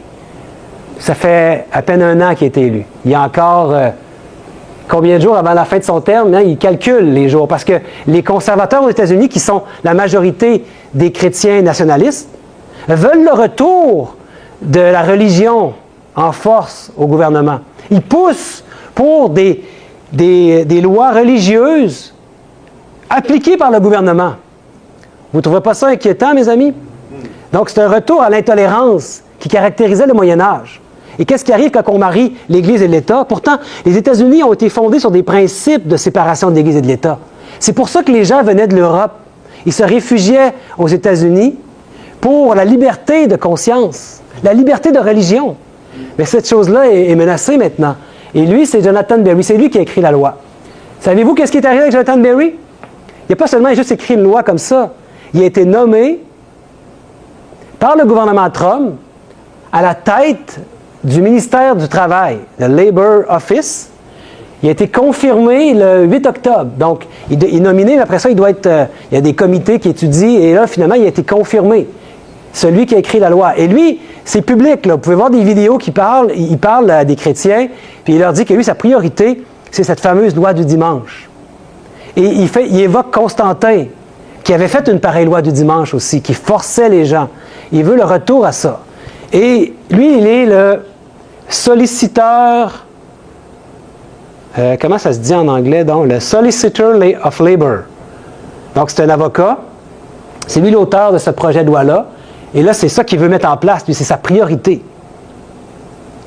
Ça veut dire qu'il est à la tête des avocats. C'est lui qui donne l'enlignement légal au niveau judiciaire pour appliquer les lois. C'est lui qui les a écrits, donc il va les mettre en place. Le solliciteur ou le... Non. Il y a un autre mot en français, mais je pense qu'on comprend ce que ça veut dire. Hein? Et il y a un pouvoir discrétionnaire. Et il y a beaucoup de pouvoir, en fait, au ministère du Travail. Mes amis, il faut s'éveiller, il faut savoir qu'il y a une guerre entre le dragon et le peuple de Dieu. Satan est fâché contre le peuple de Dieu. Puis la guerre va bientôt entrer dans son apogée. Et vous savez qu'est-ce qui irrite particulièrement le dragon ancien appelé le diable ou Satan? On l'avait déjà vu. Le dragon fut irrité contre la femme. La femme, c'est son Église, c'est l'Église de Dieu, l'Église pure. Et il s'en alla faire la guerre au reste de sa postérité. À ceux qui gardent les commandements de Dieu et qui ont le témoignage de Jésus. Donc, ce n'est pas seulement les commandements de Dieu, mais c'est aussi le témoignage de Jésus. Jésus qui vit en eux, qui fait sa loi en eux. Mais remarquez que c'est un reste. Hein? L'idée d'un reste, ce n'est pas un gros groupe. Ce sont des réparateurs de brèches. Et ça irrite l'ennemi. Il est descendu comme un lion rugissant et il veut dévorer ceux qui sont S'il y a des chrétiens qui sont dans des hérésies de Babylone, est-ce que ça dérange l'ennemi, ça? Non, ça ne l'énerve pas, ça. Il va aller particulièrement attaquer là où il y a le peuple de Dieu, là où il y a la vérité. C'est là qu'il veut attaquer. Et donc là, il est descendu. Donc, c'est pour ça que son peuple doit se confier en Dieu à chaque instant, demander la protection de Dieu. Et Dieu envoie ses anges. Vous savez que dans Apocalypse 12, on apprend qu'il y a le tiers des anges qui est tombé avec Satan. Le tiers des étoiles du ciel représente les anges. Ça veut dire qu'il y en a 2 tiers qui n'ont pas tombé. Il y a beaucoup plus d'anges non déchus qui sont là pour nous aider. Et Dieu, il répond à nos prières quand on lui demande de la protection. Et le commandement de Dieu, ces commandements, c'est le témoignage de Jésus, en fait. La bataille finale va être pour une question d'adoration liée au commandement de Dieu. Et vous savez, ils ont été gravés où, les commandements de Dieu? Hein? Il les a gravés dans la pierre, mais il veut graver où aujourd'hui? Dans notre cœur. Et particulièrement le 4e commandement. Et il n'est pas seulement pour le peuple juif, le 4e commandement. Il est pour tous les chrétiens. Pourquoi il est pour tous les chrétiens? Parce que vous allez vous faire demander ça si vous retournez peut-être dans le monde et vous avez rencontré des chrétiens, puis vous voulez leur parler de ce que vous avez découvert sur le sabbat. Ils vont vous dire, voyons, le sabbat, c'est pour les Juifs, tout le monde sait ça. Mais savez-vous quand est-ce que le sabbat a été institué? À la création. Est-ce qu'il y avait déjà le peuple juif à la création? Non, Adam et Ève n'étaient pas des Juifs, ils étaient des êtres humains. D'ailleurs, Adam veut dire humain. Donc, Dieu a donné aux humains, il dit qu'il a tout créé en 6 jours, puis Dieu acheva au 7e jour son œuvre qu'il avait faite, et il s'est reposé le 7e jour de toute son œuvre qu'il avait faite. Est-ce que Dieu était fatigué? Non. Dieu a donné ce commandement-là dès la première journée d'Adam et Ève pour dire, oublie pas que je suis ton créateur. Parce que Satan, lui, il est capable de faire des contrefaçons, mais Satan ne peut pas créer. Quand on se repose le samedi, c'est un mémorial de la création de Dieu. Ce que Satan ne pourra jamais faire. On se rappelle qu'on a un créateur. On se rappelle en fait qu'on est une créature, puis qu'on a besoin d'un sauveur.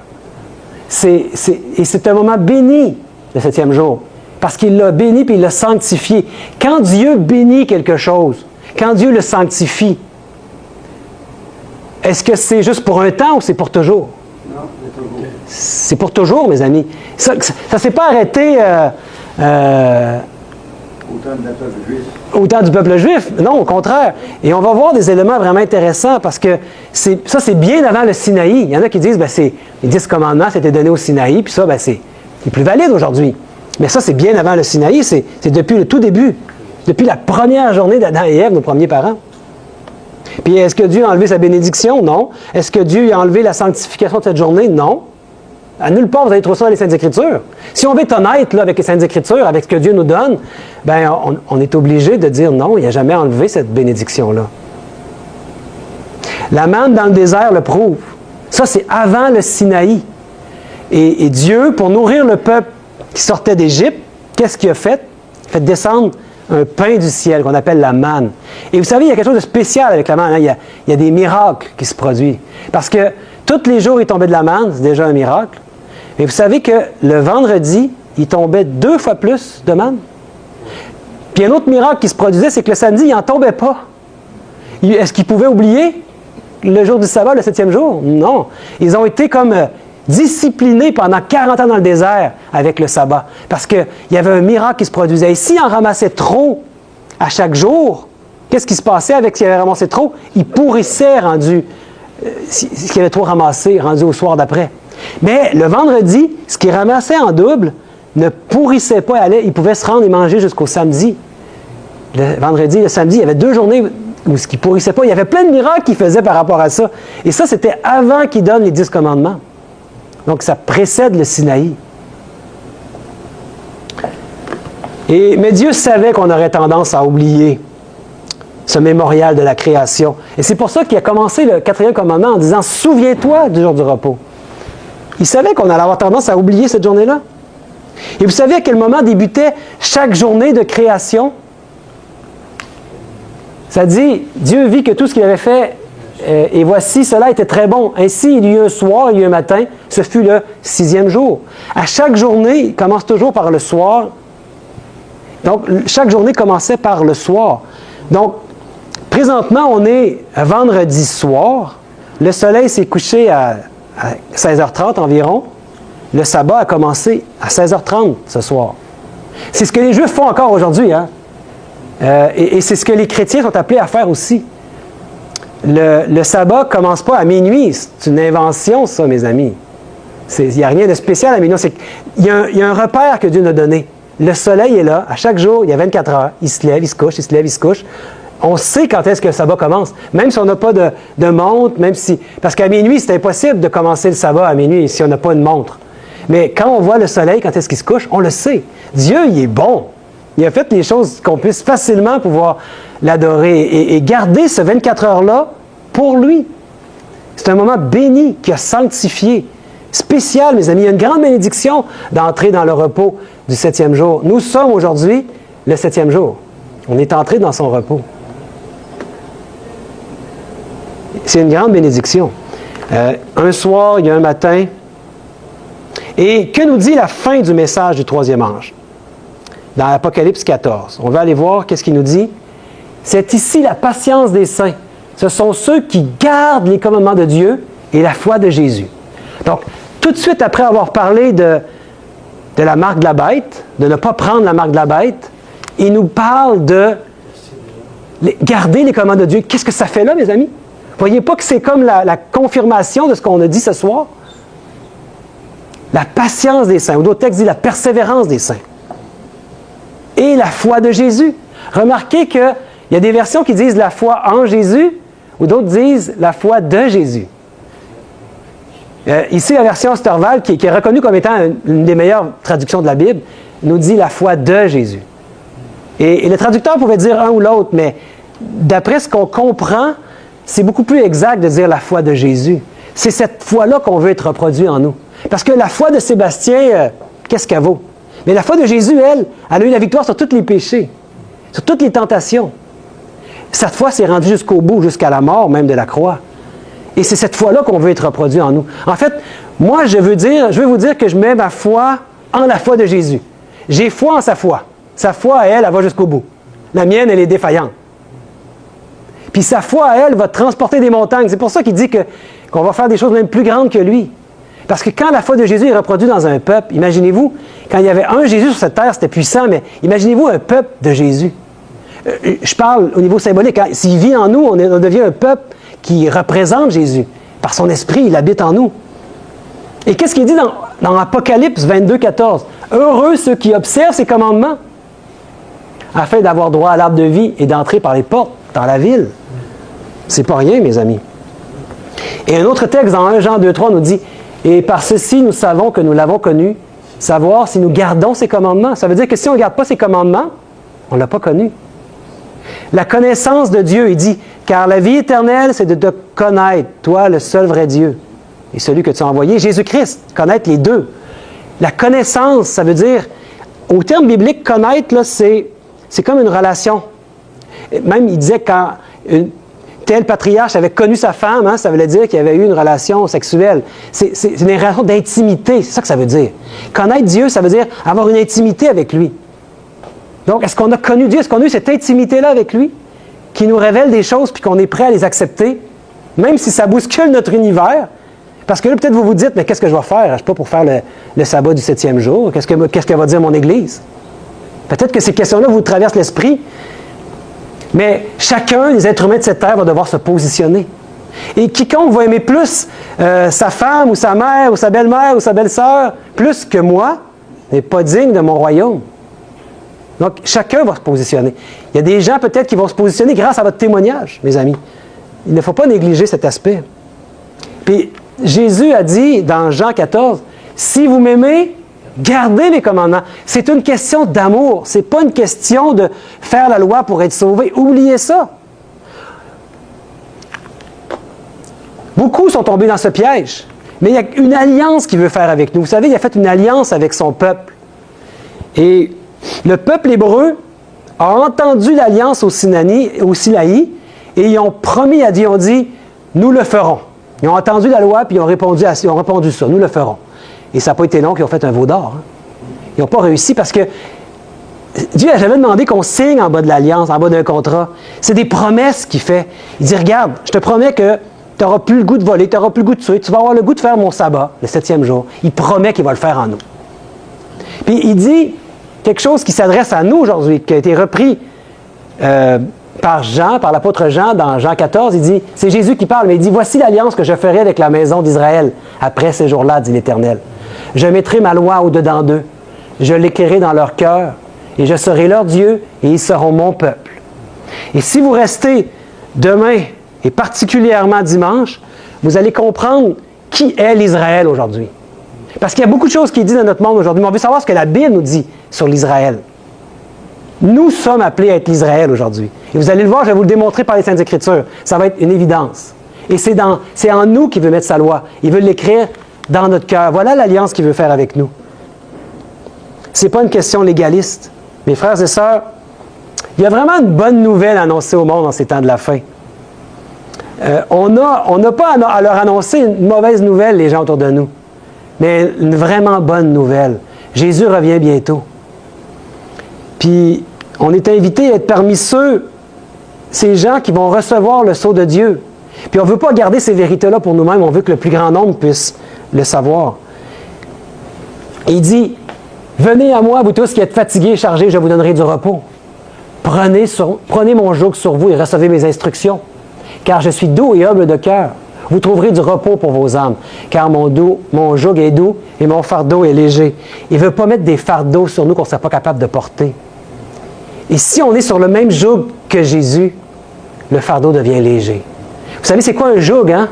Ils prenaient ça à l'époque là, pour mettre des animaux ensemble avec une pièce de bois par les épaules là, qui tiraient. Les deux animaux tiraient. Si on est sur le même joug que Jésus, là, c'est qui tire le plus fort, vous pensez? Est-ce que c'est nous? Non, on a juste à suivre. Hein? J'ai l'impression qu'il est tellement fort hein, qu'on ne porte même pas à terre à côté de lui. On a juste à se laisser transporter. On lui donne le siège du conducteur. Vas-y, conduis. Puis moi, je te fais confiance. Puis il nous dit que c'est doux. Son repos est doux. Vaut mieux se laisser aller avec lui que de résister. Donc, on est appelé dès aujourd'hui à cesser toutes nos œuvres mortes et à accepter de nous reposer dans les œuvres parfaites de notre Dieu créateur. Œuvre totalement accomplie en son Fils unique, Jésus notre Sauveur. Et ça va être le repos pour notre âme. Un véritable repos. Le sabbat chrétien, c'est le 7e jour. Et quelle est la seule manière de trouver le repos? Et c'est mon dernier texte pour ce soir, je pense. Non, il m'en reste 2. Or, si nous sommes morts avec Christ, nous croyons que nous vivrons aussi avec lui. Donc, le véritable repos, c'est la mort. Mais on vit, mais on est mort. On est mort à quoi? En Christ, ça veut dire qu'on est mort à notre charnel, à notre ego. C'est lui, on le laisse vivre en nous. Notre charnel, il n'y a plus rien qui nous attire par le charnel, c'est l'esprit qui nous guide. Et, mes amis, c'est très significatif, parce que dans cette grande bataille finale, le sceau de Dieu va être placé sur un peuple humble, qui va faire passer l'honneur de Dieu avant toute chose, même avant sa propre vie. Si ma vie peut servir à blanchir la réputation de Dieu, qui est accusée devant l'univers par l'ennemi, bien, mon Dieu, il y a des disciples, des apôtres qui ont donné leur vie, puis la cause de Dieu, elle a été grandement bénie. Donc, est-ce que je suis prêt à aller jusqu'au bout pour mon Sauveur? C'est la question qu'on doit se poser. Mais s'il vit en nous, il n'y aura pas de problème avec ça. Parce que Dieu il est patient, il attend son peuple présentement. Et on peut le prier pour que ça puisse se réaliser. Qu'on cesse d'être rebelle contre lui. Qu'on arrête toute résistance. On peut prier comme ça, mes amis. Mon Dieu, brise en moi toute résistance. Que tu puisses mettre... que ce soit Christ qui vive en moi. Et moi, il y a un texte, ça c'est vraiment le dernier, que j'aime beaucoup, c'est dans Galates 2:20. Où est-ce que j'en fais ma prière? Puis on va le prendre pour terminer. Puis on peut dire ça dans notre prière. Hein? Je suis crucifié avec Christ et si je vis, non pas moi maintenant, mais Christ vit en moi. Et ce que je vis maintenant à la chair, je la vis à la foi du Fils de Dieu qui m'a aimé et qui s'est donné lui-même pour moi. Puissions-nous en faire une prière, demander que ce soit Christ qui vive en nous. Et là, tout ce qu'il va nous demander, toutes ses instructions, il n'y aura pas de problème de suivre, de lui obéir. Parce que l'obéissance, c'est dans l'amour que ça se fait. Tout est une question d'amour. Et l'amour, c'est l'accomplissement de la loi. Dieu veut l'accomplir en nous. Est-ce que vous voulez vous prosterner devant la majesté du ciel en ce jour de sabbat pour lui demander ça puisse s'accomplir en nous, ça? Donc, je vous inviterai à vous prosterner, si vous voulez, pour une prière.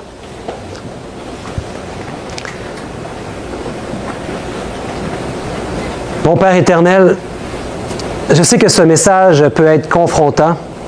Peut-être que ça nous bouscule. Si c'est des éléments qu'on n'avait pas conscience, mon Père, tu les as mis présents à notre conscience ce soir. Et bon Père, chacun de nous, on va avoir à se positionner et à prendre une décision. Mon Père, te suivre, reconnaître ton autorité, cesser notre rébellion, notre résistance. Peut-être qu'il n'y en avait pas de résistance, c'était quelque chose qui était inconscient, on n'avait pas cette connaissance. Et mon Père, permet qu'on ne soit pas rebelle et qu'on puisse marcher selon ce que tu nous montres. Et tu as dit, marchez selon l'esprit et vous n'accomplirez pas les désirs de la chair. Mon Père, on voudrait marcher selon ton esprit. On voudrait dire comme Paul qu'on a été crucifié avec Christ. Et que si on vit, c'est plus nous qui vit, mais c'est Christ qui vit en nous. Et Christ en nous va certainement accomplir sa loi. La loi pour laquelle il est venu sur cette terre pour l'accomplir et démontrer qu'il était possible pour les êtres humains d'être victorieux sur tous les péchés. Mon Père, on remet nos vies entre tes mains. On remet aussi nos familles. On te prie de nous protéger de tout mal. Et mon Père, que ta volonté soit faite dans nos vies pour ta gloire, je t'en prie, au nom et par les mérites de Jésus. Amen. Amen.